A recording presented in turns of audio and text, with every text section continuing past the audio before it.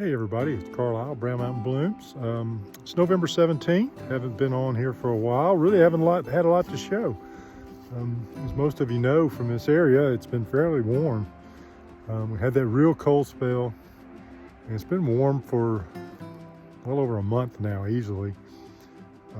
So, just been trying to continue to expand the beds where we're trying to expand the beds. Trying to get things kind of ready for winter. Working on some compost, collecting leaves, doing that type of fun stuff. But yeah, this week coming up, looks like we're going to finally get some really cold weather. So really actually getting now truly ready for it. I'll show you a little bit about what we're going to do. So yeah, it's you can see here we're starting to cover some things up. This is the eucalyptus, which we've got straw setting in on top of, and now we've covered it with this high frost cloth. And we see some more over there. Again, this is our first time trying to overwinter eucalyptus, so we'll see how that goes, but we'll pretty much leave that kind of like it is for the rest of winter, unless we really get some stupid warm weather in December or anything above, mid-70s, because the eucalyptus will do okay with the heat. If it gets a little warm in there, I'm not too overly concerned with them, but they were cut way back, and now we'll see how they do for overwintering. You see some of the other things, some Sweet Williams. We've got some feverfew going there in the background. You can see a little bit of green. Yeah, those are, again, will get covered up, and they'll be covered and uncovered as we go through winter. Every time it gets pretty cold, we'll cover them, and then we'll uncover them as we get to, as it warms back up. But yeah, also getting ready, got a bunch of things on order. Should have some snapdragons coming, plugs, which like I said before, we'll try to do this year. Get those put in. We'll have to clean up some of the far snapdragons over there. You can see the rows we've expanded over towards the house.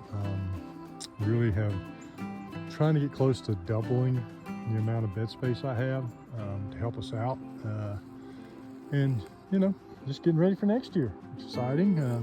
It's always a little bit, a little bit of relief at the end to as fall pops in and you start to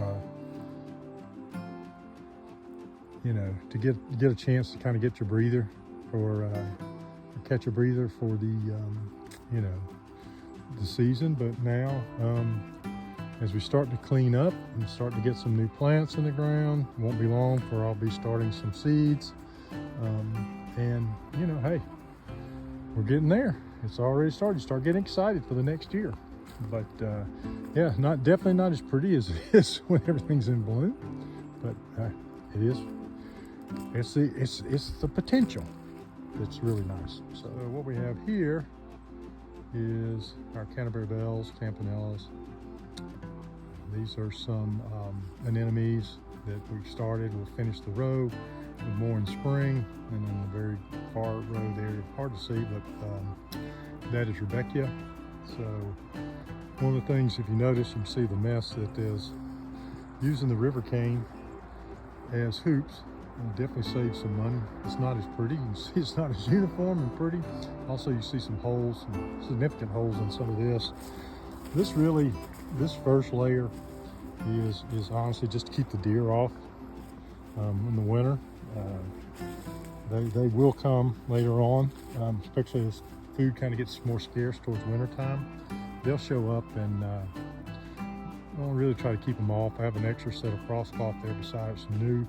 So when it gets really cold, we'll cover and do a double cloth on that to protect it over winter. You also see the cloth here to protect the anemones. The Rudbeckia really pretty much can go, it can survive on its own. I mean, if I see some 20s or some teens, I'll probably come out, throw up a quick frost cloth over it, just kind of help it out, just to be safe. But you can kind of see how things are starting to work. Got the new rows here, got some more rows on the other side. So we're getting ready.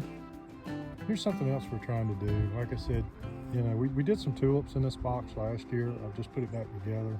It's got a screen under it. One of the big things we fight here are voles. Voles eating on the bulbs, eating on some of the tubers. So we're gonna try some ranunculus in this. Should be here at the end of the year to get in the ground and get started in here. The screening should keep the voles out, and we'll put screening on top until they kind of get closer to early spring, late winter, and we'll take that off and cover.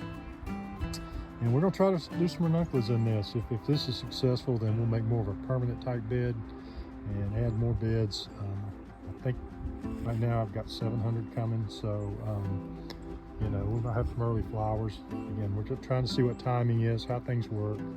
We would like to extend our season forward if possible. We know we can do tulips, but tulips, I don't know that we have a market for those yet.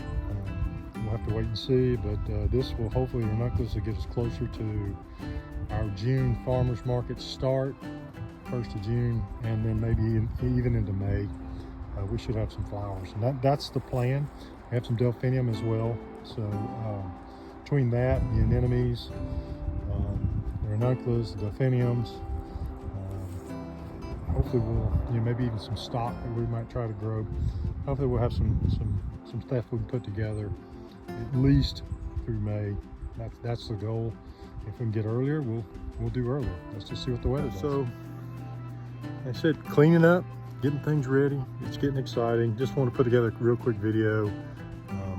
Try to keep you up to speed as we put some things in. Maybe I could show us putting the plugs in when the snap plugs come, and some other things as they start to pop in. So again, hey, look forward to next year. Appreciate everybody's support again, and look forward to talking to you soon.